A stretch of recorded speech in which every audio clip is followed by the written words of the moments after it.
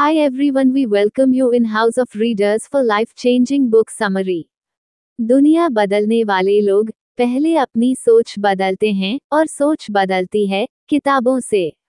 अगर आप सोच बदलना चाहते हैं तो किताबों को सुनना शुरू कीजिए, क्योंकि यहीं से शुरू होती है असली ग्रोथ की कहानी। अगर वक्त कम है तो कोई बात नहीं, वीडियो को अपनी वॉचलिस्ट में जोड़ लीजिए। चाहे आप ट्रेन में हों, बस या कार में सफर कर रहे हों, या फिर सुबह की वॉक पर हों, बस सुनते रहिए और बढ़ते रहिए। हर दिन एक नया सबक, हर किताब एक नया नजरिया, यही है हाउस ऑफ रीडर्स 1.0 की पहचान। ज्ञान ही वो रोशनी है जो अंधेरे रास्तों को चमका देती है, और हम लेकर आए हैं वही रोशनी। जहां हर शब्द देता है नई सोच, हर किताब खोलती है नए अवसर, और सीख बनती है आपकी सबसे बड़ी ताकत। अगर आप भी ज्ञान की इस यात्रा में हमारे साथी बनना चाहते हैं तो वीडियो को अंत तक देखें और चैनल को सब्सक्राइब करके जुड़ जाए हमारे रीडर्स के परिवार से। तो चलिए शुरू करते हैं आज की ज्ञान यात्रा। सोचिए, अगर आपके पास एक ऐसा सीक्रेट फॉर्मूला हो जिसे इस्तेमाल करके आप अपने लाइफ के किसी भी एरिया में सक्सेस पा सकते हैं, चाहे वह पैसा हो, रिलेशनशिप हो, करियर हो या पर्सनल ग्रोथ। अब सोचिए, ये फॉर्मूला कोई साधारण इंसान नहीं बल्कि दुनिया के सबसे बड़े सक्सेसफुल लोग इस्तेमाल कर चुके हैं, जैसे हेनरी फोर्ड, थॉमस एडिसन और एंड्रयू कार्नेगी। जी हाँ, यही फॉर्मूला नेपोलियन हिल ने अपनी किताब द लॉ ऑफ सक्सेस में लिखा है, और आज हम इसी किताब का पूरा समरी आपके लिए लाए हैं। तो बने रहिए आखिर तक, क्योंकि हर चैप्टर में एक ऐसा सक्सेस की है जो आपकी सोच बदल देगा।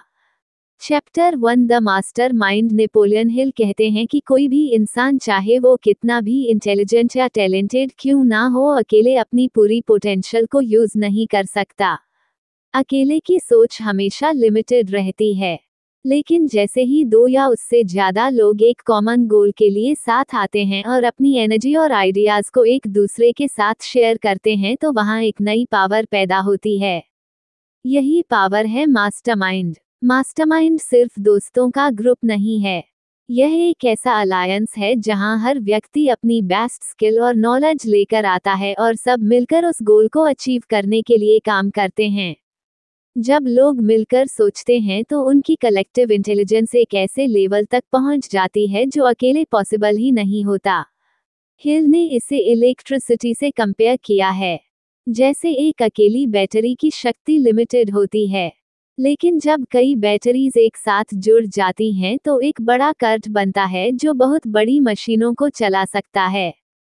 ठीक वैसे ही जब माइंड्स एक साथ जुड़ते हैं तो आइडियाज और क्रिएटिविटी का करंट बहता है जो बड़े से बड़ा गोल अचीव कर सकता है। अब इसे प्रैक्टिकली समझते हैं। मान लीजिए आप बिजनेस शुरू करना चाहते हैं। आपके पास ब्रिलियंट आइडियाज हैं लेकिन कैपिटल नहीं। अब आप एक ऐसे पार्टनर से जुड़ते हैं जिसके पास इन्वेस्टमेंट है, लेकिन सिर्फ पैसे और आइडियाज से काम नहीं चलता। आपको मार्केट में प्रोडक्ट बेचने के लिए मार्केटिंग स्किल्स चाहिए, तो आप एक तीसरे पार्टनर को ऐड करते हैं जिसके पास मार्केटिंग का टैलेंट है। अब आप 3 लोग मिलकर एक ऐसा पावर हाउस बन जाते हैं जहां आइडियाज, पैसे और मार्केटिंग तीनों मिलकर बिजनेस को ग्रो करते हैं। यही है मास्टरमाइंड की असली ताकत। हिस्ट्री में भी ये प्रिंसिपल बार बार साबित हुआ है। हेनरी फोर्ड ने जब ऑटोमोबाइल इंडस्ट्री को बदल कर रख दिया तो उसके पीछे मास्टरमाइंड का ही सीक्रेट था। फोर्ड अकेले जीनियस नहीं थे, उनके आसपास थॉमस एडिसन जैसे इन्वेंटर्स और हार्वी फायरस्टोन जैसे इंडस्ट्रियलिस्ट्स थे, जिनके साथ मिलकर उन्होंने नई नई स्ट्रेटजीज बनाई। उनकी कलेक्टिव इंटेलिजेंस ने वह काम कर दिखाया जो अकेले फोर्ड कभी नहीं कर सकते थे। मास्टरमाइंड सिर्फ बिजनेस या करियर तक सीमित नहीं है, पर्सनल लाइफ में भी यह उतना ही पावरफुल है। सोचिए, अगर आपके पास ऐसे दोस्त या फैमिली मेंबर्स हो जो हर टाइम आपको पॉजिटिव सपोर्ट दें, आपके आइडियाज पर कंस्ट्रक्टिव फीडबैक दें और आपके साथ मिलकर सच सोएं, तो आपकी ग्रोथ कितनी तेज हो जाएगी। इसी वजह से हिल कहते हैं कि आपका एनवायरनमेंट और आपका सर्कल ही आपकी सफलता का सबसे बड़ा फैक्टर है। लेकिन यहाँ एक बड़ी बात समझनी होगी। मास्टरमाइंड तब तक काम नहीं करता जब तक ग्रुप के हर मेंबर का कॉमन पर्पस क्लियर ना हो। अगर 3 लोग 3 अलग अलग डायरेक्शंस में खींचेंगे तो एनर्जी बिखर जाएगी। इमेजिन कीजिए एक नाव में 3 लोग बैठे हैं और हर कोई अपनी अपनी तरफ से पैडलिंग कर रहा है, लेकिन डायरेक्शन अलग अलग है। क्या नाव आगे बढ़ पाएगी? बिल्कुल नहीं। वही हाल मास्टरमाइंड का है। अगर ग्रुप का एक डेफिनेट एम नहीं होगा तो सारी एनर्जी वेस्ट हो जाएगी। इसलिए नेपोलियन हिल बार बार एम्फसाइज करते हैं कि मास्टरमाइंड तभी पावरफुल है जब सब लोग एक ही डायरेक्शन में अलाइन हो, और यह अलाइनमेंट तभी पॉसिबल है जब आपके पास खुद का एक क्लियर और डेफिनेट एम हो। अब सवाल यह है, अगर मास्टरमाइंड की ताकत को कामयाब बनाना है तो सबसे पहले आपके पास अपना पर्सनल एम होना चाहिए। लेकिन वह एम कैसा हो और उसे डिफाइन करने का सही तरीका क्या है, यही है अगला chapter. Chapter 2, a definite chief aim. Napoleon Hill कहते हैं कि सक्सेस कभी भी एक्सीडेंटल नहीं होती। ये हमेशा एक स्पष्ट और बड़ा लक्ष्य यानी डेफिनेट चीफ एम का नतीजा होती है। अगर इंसान के पास डायरेक्शन ही नहीं है तो वह जिंदगी भर बिना किसी डेस्टिनेशन के घूमता रहता है। सोचिए, अगर आप बिना एड्रेस के किसी टैक्सी में बैठ जाएं और ड्राइवर से कहें, बस चलो, तो क्या आप वहां पहुंच पाएंगे जहां आपको जाना है? बिल्कुल नहीं। ड्राइवर भी कंफ्यूज होगा और आप भी। लाइफ में भी यही होता है। जिन लोगों का कोई क्लियर एम नहीं होता, वह जिंदगी के ट्रैफिक में इधर उधर घूमते रहते हैं, लेकिन जहां उन्हें जाना चाहिए वहां कभी नहीं पहुंच पाते। नेपोलियन हिल का मानना है कि हर इंसान को अपनी जिंदगी का एक चीफ एम चुनना चाहिए। यह एम आपके पूरे जीवन का डायरेक्शन तय करता है। चीफ एम सिर्फ एक विश नहीं बल्कि एक पावरफुल गोल होता है जिसे आप हर हाल में अचीव करना चाहते हैं। अब सवाल है, चीफ एम डिफाइन कैसे करें? हिल ने इसके लिए एक सिंपल टेक्निक दी है। स्टेप 1, अपना एम लिखिए। आपका गोल सिर्फ दिमाग में नहीं बल्कि पेपर पर होना चाहिए। जब आप उसे लिखते हैं तो वह आपके सबकॉन्शियस माइंड में स्ट्रांगली फीड होता है। स्टेप 2, उस एम को हर दिन पढ़िए। मॉर्निंग और नाइट में उसे जोर से पढ़िए। ये डेली रिमाइंडर आपके दिमाग को उसी दिशा में फोकस कर देता है। आपका माइंड अपॉर्चुनिटीज और आइडियाज ऑटोमेटिकली अट्रैक्ट करने लगता है। स्टेप 3, उस एम के साथ प्लान बनाइए। सिर्फ लिखना और पढ़ना काफी नहीं, उसके लिए step by step action plan बनाइए। मान लीजिए एक स्टूडेंट का सपना है कि वह आईएएस ऑफिसर बने। उसने अपना एम लिख दिया, मैं 2028 तक आईएएस ऑफिसर बनूंगा। अब हर दिन वह इस एम को पढ़ता है। धीरे धीरे उसकी हैबिट्स उसी एम के हिसाब से बदलने लगती हैं। वो डिस्ट्रैक्शन छोड़कर पढ़ाई पर फोकस करने लगता है। उसकी डेली रूटीन, उसके दोस्त, यहाँ तक कि उसकी बुक्स भी उसी दिशा में अलाइन होने लगती हैं। आखिरकार वो अपने डेफिनेट एम तक पहुंच जाता है। नेपोलियन हिल बताते हैं कि जिन लोगों के पास डेफिनेट एम नहीं होता, वो लाइफ में ड्रिफ्ट करते रहते हैं। वह दूसरों की सोच और हालातों के कंट्रोल में आ जाते हैं। लेकिन जिनके पास एक शार्प एम होता है, वह दूसरों को इंस्पायर करते हैं और खुद अपनी डेस्टिनी क्रिएट करते हैं।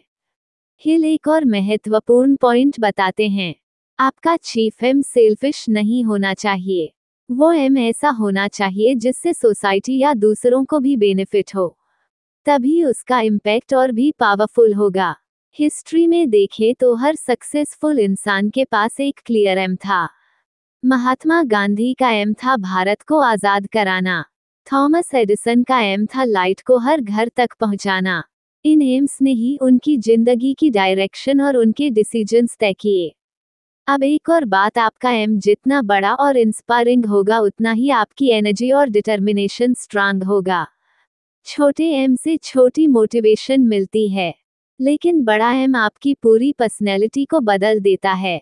लेकिन नेपोलियन हिल ये भी कहते हैं कि सिर्फ एम रखना काफी नहीं है।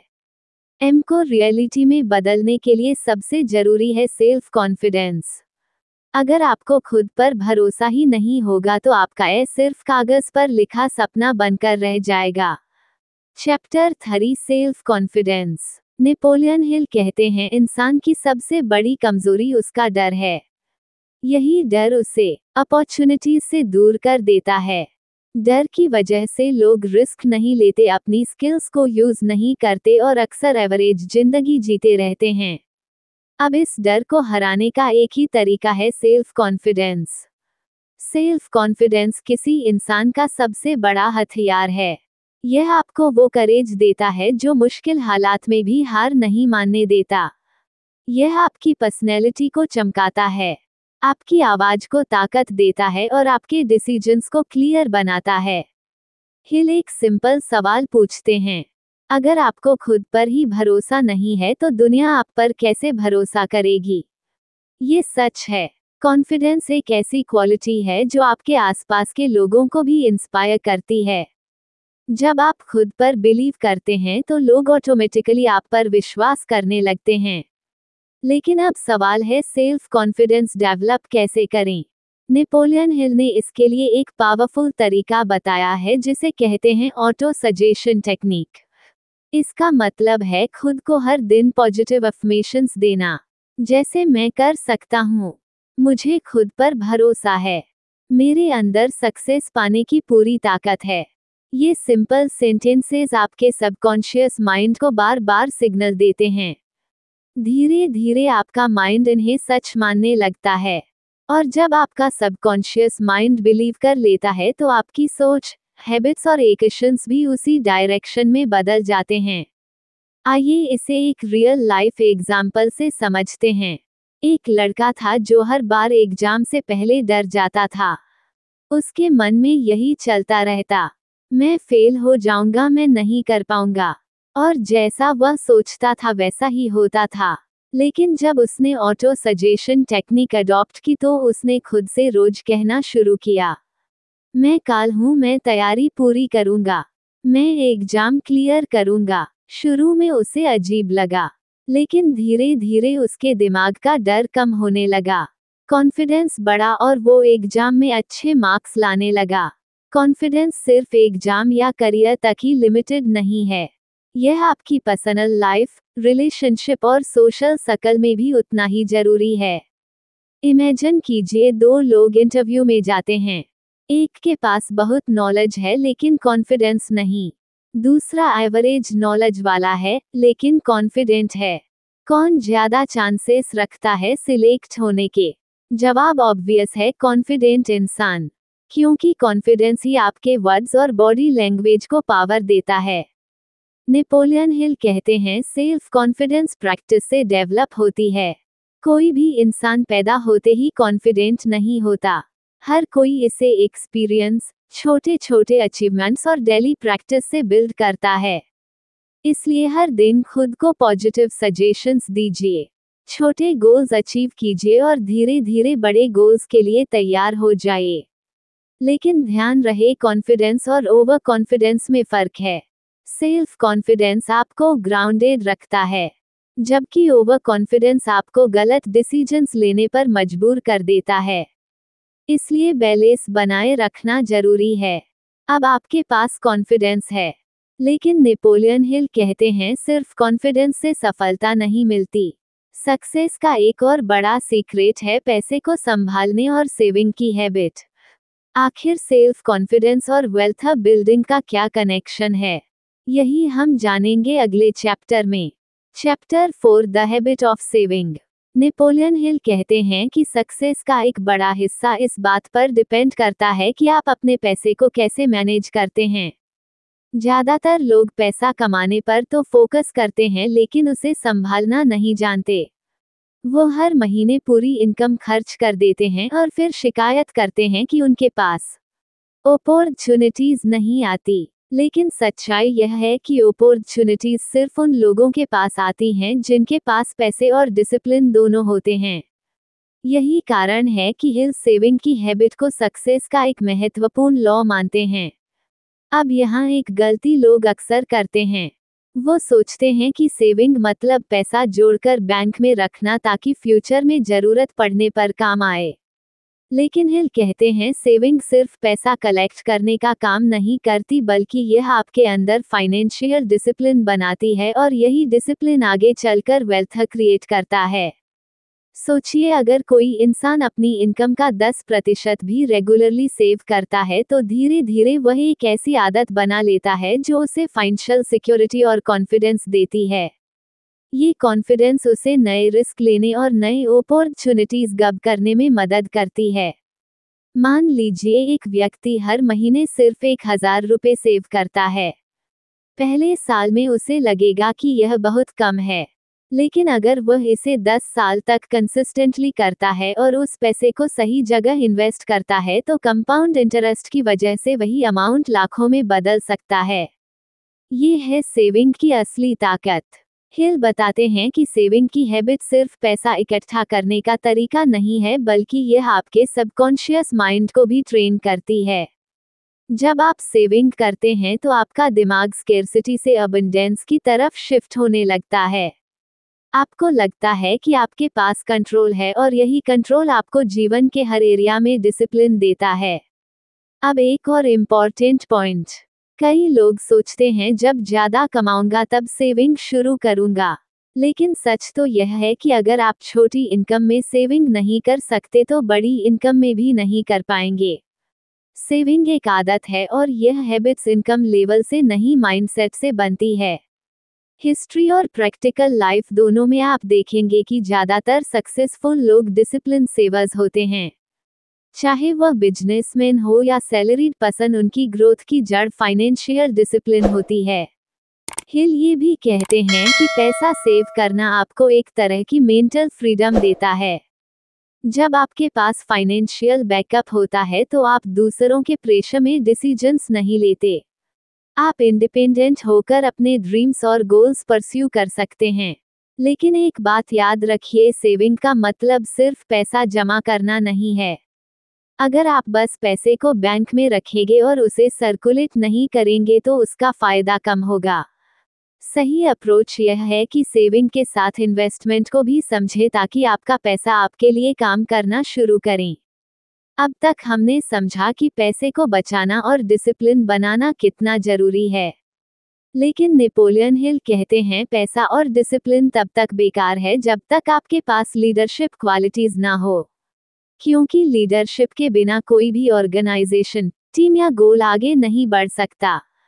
Chapter 5 initiative and leadership. Napoleon Hill इस अध्याय में कहते हैं कि इनिशिएटिव और लीडरशिप किसी भी सफलता की जड़ है। इनिशिएटिव का मतलब है बिना किसी के कहे, बिना किसी एक्सटर्नल पुश के खुद से एक्शन लेना, और लीडरशिप का मतलब है उस एक्शन को इस तरह गाइड करना कि लोग खुद आपकी विश से जुड़ जाए और इंस्पायर हो। बहुत से लोग अपने जीवन में अच्छे आइडियाज सोचते तो हैं लेकिन उन्हें एग्जीक्यूट नहीं करते। वे इंतजार करते रहते हैं कि कोई उन्हें परमिशन दे, कोई डायरेक्शन दिखाए या परफेक्ट समय आए। लेकिन सच यह है कि परफेक्ट समय कभी नहीं आता। हिल कहते हैं वो इंसान जो इनिशिएटिव लेता है वही सच में आगे बढ़ता है। इनिशिएटिव का मतलब है अपॉर्चुनिटी खुद बनाना। एग्जाम्पल के तौर पर अगर कोई स्टूडेंट सिर्फ एग्जाम का सिलेबस कवर करता है तो वह एवरेज रहेगा, लेकिन अगर वही स्टूडेंट एक्स्ट्रा पढ़ाई करे, नए सोर्सेज एक्सप्लोर करे, क्वेश्चंस पूछे यानी इनिशिएटिव ले तो वह टॉपर बन सकता है। नेपोलियन हिल साफ कहते हैं कि लीडरशिप डोमिनेशन नहीं है, यानी लीडर वो नहीं है जो दूसरों पर हुकूमत करे या सिर्फ ऑर्डर्स दे। असली लीडर वो है जो इंस्पायर करे, मोटिवेट करे और दूसरों को भी ग्रो करने में मदद करे। एक लीडर हमेशा अपनी टीम की स्ट्रेंथ्स को पहचानता है, उनके अंदर बेस्ट क्वालिटीज को बाहर लाने में मदद करता है और खुद एग्जाम्पल बनकर लीड करता है। महात्मा गांधी इसका सबसे बड़ा उदाहरण है। जब देश गुलाम था, लाखों लोग आजादी चाहते थे, लेकिन इनिशिएटिव लेने से डरते थे। गांधी जी ने वो करेज दिखाया। उन्होंने बिना किसी बड़े रिसोर्सेज के, बिना आर्मी या हथियारों के सिर्फ ट्रुथ और नॉन वायलेंस के प्रिंसिपल्स पर मूवमेंट शुरू की।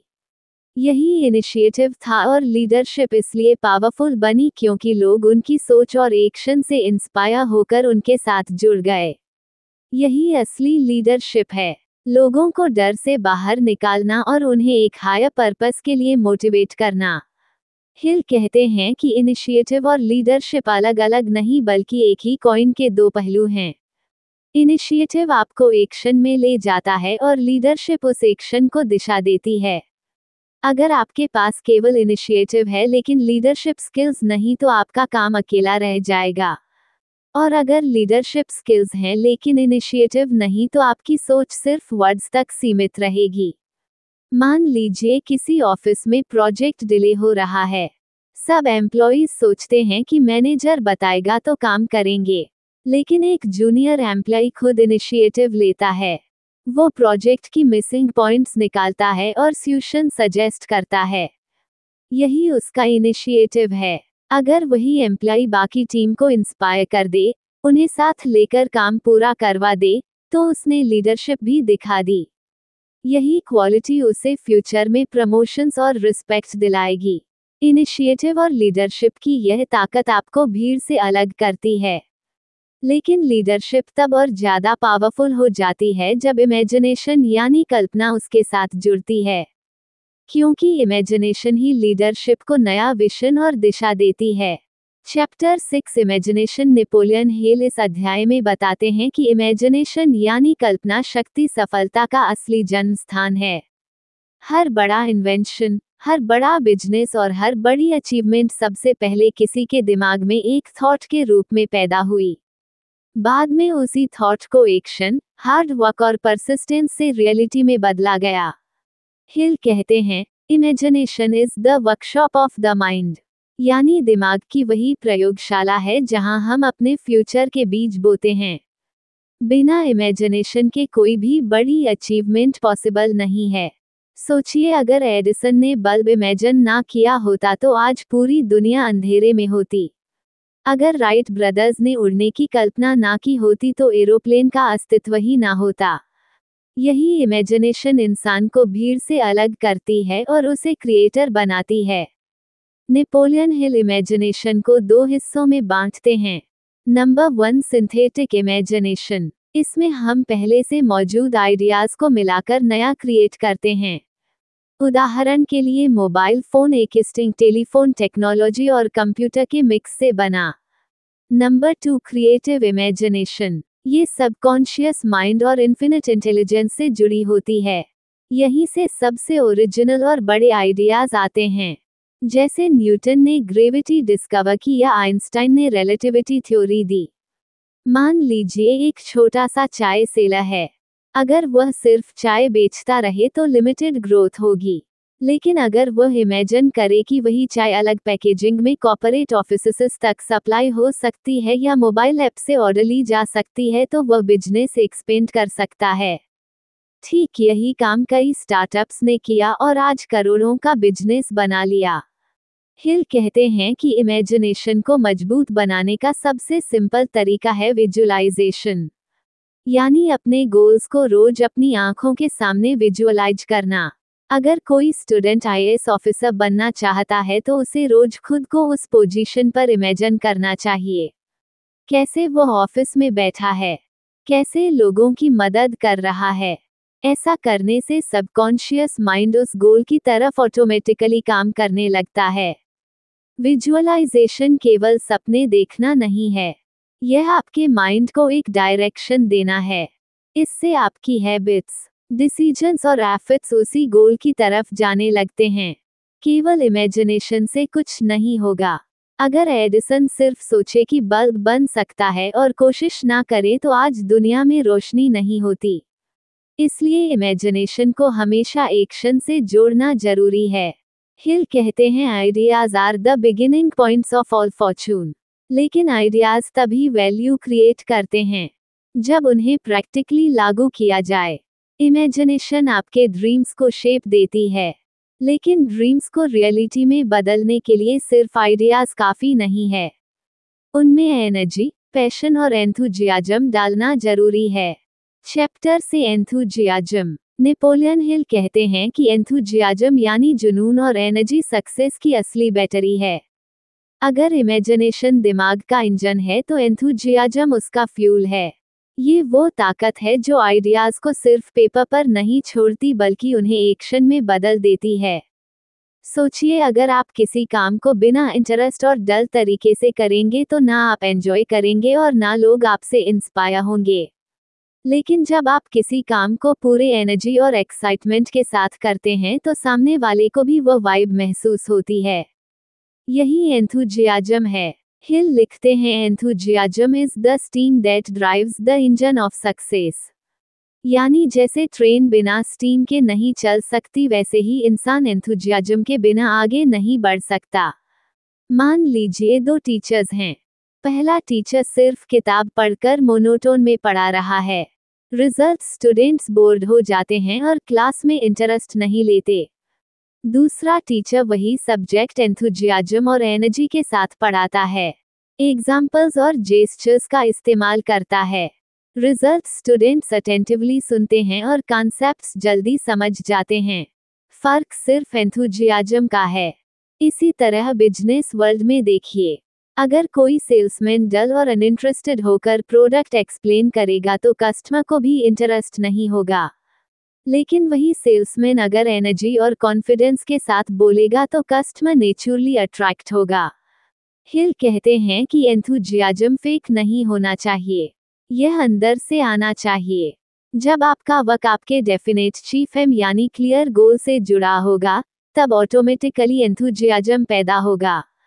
एंथुजियाज्म पैदा करने के कुछ प्रैक्टिकल स्टेप्स, जैसे नंबर 1, पॉजिटिव गोल्स पर फोकस करें। जब आप मीनिंगफुल पर्पस के लिए काम करते हैं तो पैशन अपने आप आता है। नंबर 2, पॉजिटिव पीपल के साथ रहें।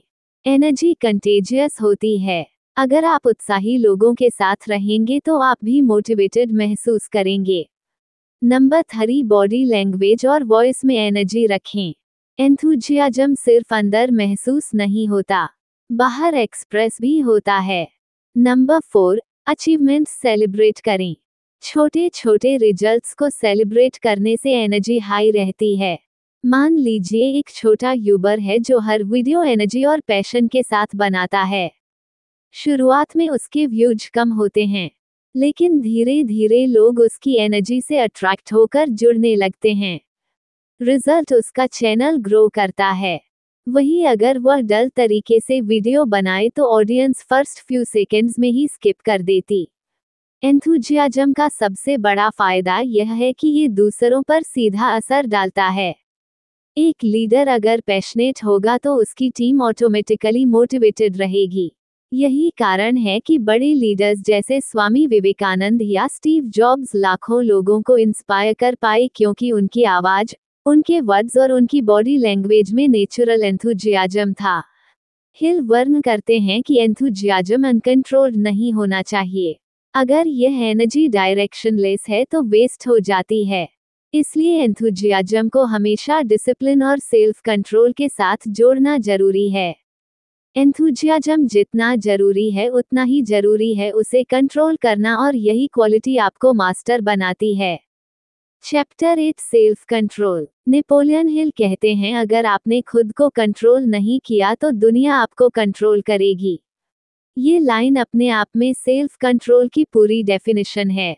सक्सेस उन्हीं के पास जाती है जो अपनी इमोशंस, डिजायर्स और हैबिट्स पर मास्टर बनते हैं। ज्यादातर लोग फेल इसलिए होते हैं क्योंकि वो दूसरों से नहीं, खुद से हार जाते हैं। गुस्सा, लालच, डर, आलस, ये सब हमारी एनर्जी और फोकस को खत्म कर देते हैं। सेल्फ कंट्रोल वही फिल्टर है जो हमें सही और गलत के बीच बैलेंस करना सिखाता है। सोचिए, अगर कोई इंसान हर बार गुस्से में रिएक्ट करे तो उसका करियर और रिलेशनशिप्स दोनों खराब हो जाएंगे। लेकिन अगर वही इंसान खुद को कंट्रोल करके लिए सोचे तो प्रॉब्लम्स का बेटर सॉल्यूशन निकल सकता है। इमेजिन कीजिए, एक बिजनेसमैन का डील चल रहा है। सामने वाला पार्टनर जानबूझकर उसे प्रोवोक करता है। अगर बिजनेसमैन गुस्से में आकर डील तोड़ दे तो नुकसान उसी का होगा। लेकिन अगर वह सेल्फ कंट्रोल दिखाए, कामली बात करे और पेशेंस रखे तो शायद डील और भी बेहतर टर्म्स पर क्लोज हो सकती है। यही फर्क है अनकंट्रोल्ड इमोशंस और कंट्रोल्ड इमोशंस का। सेल्फ कंट्रोल सिर्फ इमोशंस पर नहीं, हैबिट्स पर भी लागू होता है। अगर आप रोज एंटरटेनमेंट में टाइम वेस्ट करते हैं तो करियर पीछे रह जाएगा। अगर आप अनहेल्थी फूड बार बार खाते हैं तो हेल्थ धीरे धीरे खराब होगी। अगर आप पैसा देखते ही खर्च कर देते हैं तो कभी वेल्थ बिल्ड नहीं होगी। हिल कहते हैं self control develops by habit, यानी जितना आप छोटे छोटे डिसीजंस में कंट्रोल प्रैक्टिस करेंगे उतना ही स्ट्रांग आपका डिसिप्लिन बनेगा।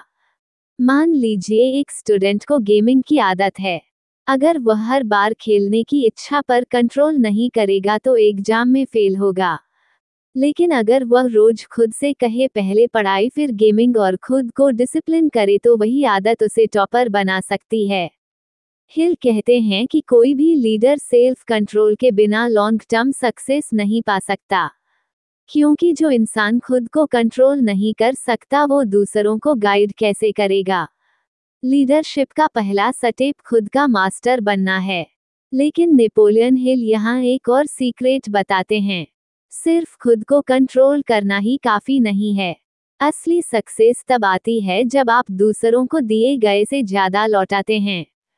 Chapter 9 the habit of doing more than paid for. Napoleon Hill कहते हैं कि सक्सेस का एक बड़ा सीक्रेट है, हमेशा अपना काम सिर्फ रिक्वायरमेंट तक सीमित ना रखें बल्कि उससे ज्यादा एफर्ट डालें।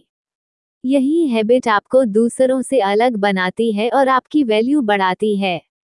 हमारे पास जो भी रिस्पॉन्सिबिलिटी है, चाहे वह नौकरी हो, बिजनेस हो या पर्सनल वर्क, हिल कहते हैं कि अगर आप सिर्फ मिनिमम एफर्ट देंगे तो आप हमेशा एवरेज ही रहेंगे। लेकिन अगर आप एक्स्ट्रा एफर्ट डालते हैं, इनोवेटिव सेशंस ढूंढते हैं और इनिशिएटिव लेते हैं तो लोग आपकी मेहनत और डेडिकेशन को नोटिस करते हैं। मान लीजिए एक एम्प्लॉय है जिसे डेली रिपोर्ट सबमिट करनी है। अगर वो सिर्फ रिपोर्ट प्रिपेयर करके सबमिट करता है तो बस काम खत्म हो गया। लेकिन अगर वही एम्प्लॉय डाटा एनालाइज करके सजेशंस भी देता है, एरर्स डिटेक्ट करता है और सेशंस रिकमेंड करता है तो बॉस ऑटोमेटिकली उसकी वैल्यू रिकॉग्नाइज करेगा। यही एम्प्लॉय आगे प्रमोशंस और अपॉर्चुनिटीज पाता है। हिल कहते हैं कि एक्स्ट्रा एफर्ट हैबिट बनाने का मतलब है हमेशा सोचें, मैं और क्या कर सकता हूँ। यह एटीट्यूड आपकी ग्रोथ को एक्सेलरेट करता है। मान लीजिए एक स्मॉल शॉप में शॉपकीपर अपने रेगुलर कस्टमर को सिर्फ सामान बेचता है। लेकिन अगर वह कस्टमर को थोड़ी एक्स्ट्रा एडवाइस दे, डिलीवरी करवा दे और पर्सनलाइज्ड सर्विस दे तो कस्टमर खुद ही लॉयल बन जाता है। इसी तरह बिजनेस में एक्स्ट्रा सर्विस और एफर्ट हमेशा लॉन्ग टर्म ग्रोथ लेकर आता है। हिल ये भी कहते हैं कि यह हैबिट माइंडसेट का हिस्सा बननी चाहिए। मतलब सिर्फ कभी कभार एक्स्ट्रा काम करना पर्याप्त नहीं है, इसे अपने डेली रूटीन और वर्क एथिक्स का हिस्सा बनाइए। लेकिन ध्यान दें, एक्स्ट्रा एफर्ट तभी इम्पैक्ट देगा जब लोग आपको सिर्फ काम के लिए ही नहीं बल्कि आपकी पर्सनैलिटी और एटीट्यूड के लिए भी एडमायर करें। चैप्टर 10 अ प्लीजिंग पर्सनैलिटी। नेपोलियन हिल कहते हैं कि सक्सेस केवल नॉलेज या स्किल्स से नहीं आती बल्कि आपकी पर्सनैलिटी भी लोगों को अट्रैक्ट करती है। एक अच्छी पर्सनैलिटी वही है जो दूसरों को कंफर्टेबल और वैल्यूड महसूस कराए। इसे हिल कहते हैं अ प्लीजिंग पर्सनैलिटी। प्लीजिंग पर्सनैलिटी का मतलब सिर्फ मुस्कुराना या पोलाइट होना नहीं है, यह आपकी एटीट्यूड, बिहेवियर और अप्रोच का टोटल पैकेज है। जब आप लोगों में जेन्युइन इंटरेस्ट दिखाते हैं, उनके इमोशंस और नीड्स को समझते हैं, तो लोग आपसे नेचुरली जुड़ते हैं। हिल बताते हैं कि पर्सनैलिटी का इम्पैक्ट आपकी लाइफ के हर एरिया में होता है, करियर, बिजनेस, रिलेशनशिप्स और सोशल सर्कल। आपके पास कितनी भी स्किल्स क्यों ना हो, अगर लोग आपसे कनेक्ट नहीं कर पाते तो आपकी ग्रोथ लिमिटेड रहेगी। मान लीजिए एक कस्टमर शॉप में जाता है। दो शॉपकीपर्स हैं, एक रड और इम्पेशेंट, दूसरा फ्रेंडली स्माइल के साथ कस्टमर के क्वेश्चंस पेशेंटली आंसर करता है। आप सोचिए कौन सा शॉपकीपर बार बार बिजनेस अट्रैक्ट करेगा? बिल्कुल सही, जो पॉजिटिव एटीट्यूड और प्लीजिंग पर्सनैलिटी रखता है। अगर वह हर कस्टमर को याद रखे, उनके नाम से बुलाए, उनसे जेन्युइन बातें करें और एक्स्ट्रा हेल्प करें, तो लोग खुद ही उसके पास वापस आएंगे। यही हिल की फिलॉसफी है। प्लीजिंग पर्सनैलिटी आपके बिजनेस और रेपुटेशन दोनों को बूस्ट करती है। हिल कहते हैं कि प्लीजिंग पर्सनैलिटी सिर्फ सोशल लाइफ में नहीं बल्कि लीडरशिप और इन्फ्लुएंस में भी क्रूशियल है। लीडर्स जिनकी पर्सनैलिटी अप्रोचेबल और इंस्पायरिंग होती है, वह अपने टीम को एफर्टलेसली मोटिवेट कर पाते हैं। लेकिन याद रखें, सिर्फ अच्छी पर्सनैलिटी होना काफी नहीं। हिल कहते हैं कि आपकी सोच यानी माइंडसेट और क्लैरिटी ऑफ थॉट भी उतनी ही जरूरी है। क्योंकि अगर आपका सोच कंफ्यूज्ड या गलत होगा तो पर्सनैलिटी अकेले आपको लॉन्ग टर्म सक्सेस नहीं दिला सकती। अगला चैप्टर यही बताएगा। चैप्टर 11 है एक्यूरेट थिंकिंग। नेपोलियन हिल कहते हैं कि सक्सेस के लिए सबसे बड़ी स्किल है एक्यूरेट थिंकिंग। इसका मतलब है हर चीज पर ब्लाइंडली भरोसा ना करना बल्कि फैक्ट्स और प्रूफ के आधार पर निर्णय लेना। एक्यूरेट थिंकिंग वह क्षमता है जो आपको सही और गलत, यूजफुल और यूजलेस फैक्ट और ओपिनियन में फर्क समझने में मदद करती है। हमारे आसपास हर समय इंफॉर्मेशन आती रहती है। News, social media, colleagues, friends और मार्केट, यही एम्प्लॉय आगे प्रमोशंस और अपॉर्चुनिटीज पाता है। हिल कहते हैं कि एक्स्ट्रा एफर्ट हैबिट बनाने का मतलब है हमेशा सोचें, मैं और क्या कर सकता हूँ। यह एटीट्यूड आपकी ग्रोथ को एक्सेलरेट करता है। मान लीजिए एक स्मॉल शॉप में शॉपकीपर अपने रेगुलर कस्टमर को सिर्फ सामान बेचता है। लेकिन अगर वह कस्टमर को थोड़ी एक्स्ट्रा एडवाइस दे, डिलीवरी करवा दे और पर्सनलाइज्ड सर्विस दे तो कस्टमर खुद ही लॉयल बन जाता है। इसी तरह बिजनेस में एक्स्ट्रा सर्विस और एफर्ट हमेशा लॉन्ग टर्म ग्रोथ लेकर आता है। हिल ये भी कहते हैं कि यह हैबिट माइंडसेट का हिस्सा बननी चाहिए। मतलब सिर्फ कभी कभार एक्स्ट्रा काम करना पर्याप्त नहीं है। इसे अपने डेली रूटीन और वर्क एथिक्स का हिस्सा बनाइए। लेकिन ध्यान दें, एक्स्ट्रा एफर्ट तभी इम्पैक्ट देगा जब लोग आपको सिर्फ काम के लिए ही नहीं बल्कि आपकी पर्सनैलिटी और एटीट्यूड के लिए भी एडमायर करें। चैप्टर 10 अ प्लीजिंग पर्सनैलिटी। नेपोलियन हिल कहते हैं कि सक्सेस केवल नॉलेज या स्किल्स से नहीं आती बल्कि आपकी पर्सनैलिटी भी लोगों को अट्रैक्ट करती है। एक अच्छी पर्सनैलिटी वही है जो दूसरों को कंफर्टेबल और वैल्यूड महसूस कराए। इसे हिल कहते हैं अ प्लीजिंग पर्सनैलिटी। प्लीजिंग पर्सनैलिटी का मतलब सिर्फ मुस्कुराना या पोलाइट होना नहीं है। यह आपकी एटीट्यूड, बिहेवियर और अप्रोच का टोटल पैकेज है। जब आप लोगों में जेन्युइन इंटरेस्ट दिखाते हैं, उनके इमोशंस और नीड्स को समझते हैं, तो लोग आपसे नेचुरली जुड़ते हैं। हिल बताते हैं कि पर्सनैलिटी का इम्पैक्ट आपकी लाइफ के हर एरिया में होता है। करियर, बिजनेस, रिलेशनशिप्स और सोशल सर्कल। आपके पास कितनी भी स्किल्स क्यों ना हो, अगर लोग आपसे कनेक्ट नहीं कर पाते तो आपकी ग्रोथ लिमिटेड रहेगी। मान लीजिए एक कस्टमर शॉप में जाता है। दो शॉपकीपर्स हैं, एक रड और इम्पेशेंट, दूसरा फ्रेंडली स्माइल के साथ कस्टमर के क्वेश्चंस पेशेंटली आंसर करता है। आप सोचिए कौन सा शॉपकीपर बार बार बिजनेस अट्रैक्ट करेगा। बिल्कुल सही, जो पॉजिटिव एटीट्यूड और प्लीजिंग पर्सनैलिटी रखता है। अगर वह हर कस्टमर को याद रखे, उनके नाम से बुलाए, उनसे जेन्युइन बातें करें और एक्स्ट्रा हेल्प करें, तो लोग खुद ही उसके पास वापस आएंगे। यही हिल की फिलॉसफी है। प्लीजिंग पर्सनैलिटी आपके बिजनेस और रेपुटेशन दोनों को बूस्ट करती है। हिल कहते हैं कि प्लीजिंग पर्सनैलिटी सिर्फ सोशल लाइफ में नहीं बल्कि लीडरशिप और इन्फ्लुएंस में भी क्रूशियल है।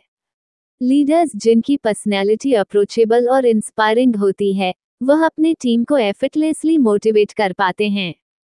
लेकिन याद रखें, सिर्फ अच्छी पर्सनैलिटी होना काफी नहीं। हिल कहते हैं कि आपकी सोच यानी माइंडसेट और क्लैरिटी ऑफ थॉट भी उतनी ही जरूरी है। क्योंकि अगर आपका सोच कंफ्यूज्ड या गलत होगा तो पर्सनैलिटी अकेले आपको लॉन्ग टर्म सक्सेस नहीं दिला सकती।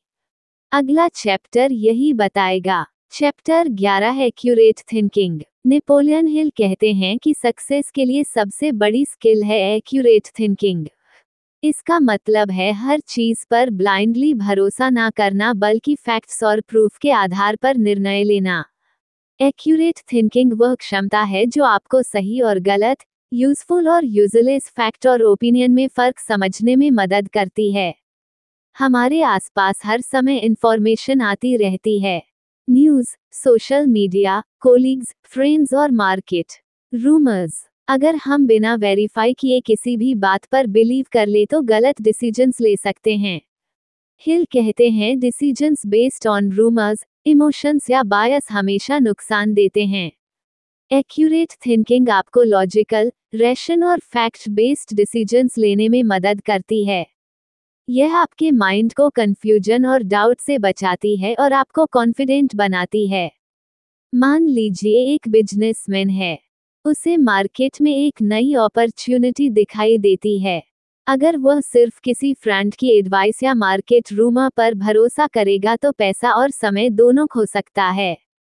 लेकिन अगर वह प्रॉपर रिसर्च करेगा, फैक्ट्स और डाटा कलेक्ट करेगा, कंपटीटर्स को एनालाइज करेगा और रिस्क रिवॉर्ड बैलेंस समझेगा तो उसके डिसीजन की सक्सेस चांसेस बहुत ज़्यादा बढ़ जाते हैं। हिल कहते हैं कि एक्यूरेट थिंकिंग के दो मुख्य स्टेप्स हैं। नंबर 1, फैक्ट्स को अलग करना जो सच है और जिसे वेरीफाई किया जा सकता है। नंबर 2, ओपिनियन को अलग करना, दूसरों की सोच, रूमर्स या असम्पशंस। एक्यूरेट थिंकिंग सिर्फ बिजनेस या करियर तक लिमिटेड नहीं है। यह आपके पर्सनल डिसीजंस, इन्वेस्टमेंट्स, रिलेशनशिप्स और हेल्थ डिसीजंस में भी मदद करती है। उदाहरण के लिए इन्वेस्टमेंट डिसीजन में ब्लाइंडली किसी फ्रेंड के सजेशन पर मनी लगाना रिस्क है, लेकिन रिसर्च और एनालिसिस करके इन्वेस्ट करना सेफ और फ्रूटफुल होता है। एक स्टूडेंट आईएएस एग्जाम की तैयारी कर रहा है। अगर वह सिर्फ सोशल मीडिया टिप्स और व्हाट्सएप ग्रुप्स के एडवाइस पर भरोसा करेगा तो समय वेस्ट होगा। लेकिन अगर सिलेबस और पास्ट पेपर्स एनालाइज करके स्ट्रैटेजी बनाता है तो सक्सेस चांसेस बढ़ जाते हैं। हिल कहते हैं कि एक्यूरेट थिंकिंग डेवलप करना प्रैक्टिस से आता है। रोज छोटे डिसीजंस में भी फैक्ट बेस्ड अप्रोच अपनाना सीखिए। इससे आपका माइंड ग्रेजुअली लॉजिकल और एनालिटिकल बन जाएगा। लेकिन एक्यूरेट थिंकिंग तभी पॉसिबल है जब आपका कंसंट्रेशन और फोकस स्ट्रांग हो, क्योंकि बिना फोकस के आप फैक्ट्स और ओपिनियंस में फर्क नहीं पहचान पाएंगे और आपके डिसीजंस प्रभावित होंगे। अगला चैप्टर यही बताएगा। Chapter 12, concentration. नेपोलियन हिल कहते हैं कि कंसंट्रेशन यानी फोकस सक्सेस की फाउंडेशन है। अगर आप अपनी एनर्जी और अटेंशन को एक जगह नहीं लगाते तो आप अपने गोल्स तक नहीं पहुंच पाएंगे। हिल साफ कहते हैं सक्सेस उन्हीं को मिलती है जो अपनी पूरी एनर्जी एक डायरेक्शन में लगाते हैं। हमारी मॉडर्न लाइफ में डिस्ट्रैक्शंस बहुत हैं। सोशल मीडिया, नोटिफिकेशंस, मल्टीटास्किंग, दोस्तों और कोलीग्स के रिक्वेस्ट्स। जब हम एक साथ कई काम करने की कोशिश करते हैं तो हमारी एनर्जी स्प्लिट हो जाती है। हिल कहते हैं कि मल्टीटास्किंग से एफिशिएंसी कम होती है और रिजल्ट्स एवरेज रहते हैं। फोकस और कंसंट्रेशन के बिना कोई भी गोल अचीव करना मुश्किल है।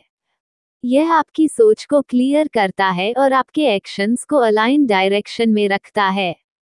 सोचिए एक साइंटिस्ट नए इन्वेंशन पर काम कर रहा है। अगर वह रिसर्च के दौरान बार बार फोन देखता है, मीटिंग्स अटेंड करता है और दूसरी प्रोजेक्ट्स हैंडल करता है, तो इन्वेंशन कभी परफेक्ट नहीं बन पाएगा।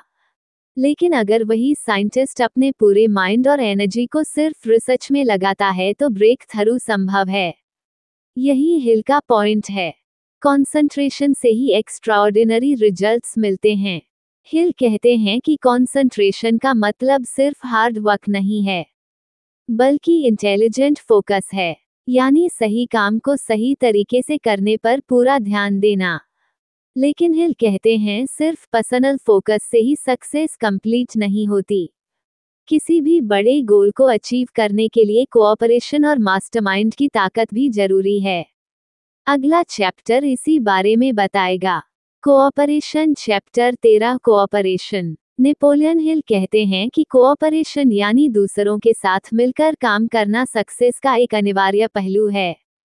कोई भी इंसान पूरी तरह अकेले अपने गोल्स अचीव नहीं कर सकता।